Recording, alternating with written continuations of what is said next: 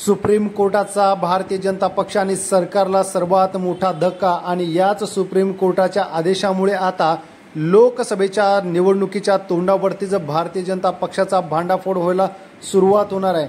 मित्रांनो, यासाठी सगळी धाकधूक वाढलेली असतानाच आता भाजपचे धाबे दणाणलेले आहेत।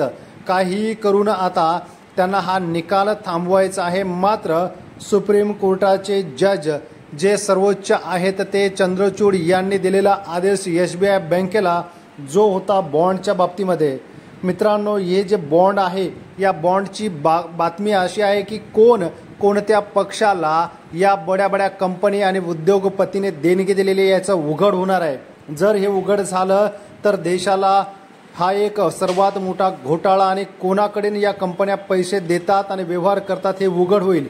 आणि हे जर उघड झालं तर सरकारचे मात्र काही खरं नाही। यासाठीच आता बार काउन्सिलिंग अध्यक्ष आदिश अग्रवाल यांना सरकारने पुढे केलेला आहे आणि आदिश अग्रवाल यांनी राष्ट्रपती द्रौपदी मुर्मू यांना पत्र लिहून यामध्ये हस्तक्षेप करायला सांगितलेलं आहे। त्यामुळे सुप्रीम कोर्टाने जे खडे बोल सुनावले होते त्याचं पुढे काय होणार हा आता प्रश्नचिन्ह निर्माण झालेला आहे।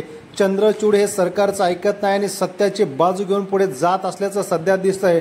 आता येणारा निकाल ते बदलतात का काय हे बघायचं आहे। मात्र एक नक्की आहे, यामध्ये हा घोटाळा जर उघड झाला तर भारतीय जनता पक्ष आणि सरकारचे मात्र धाबे दणाणणार आहेत।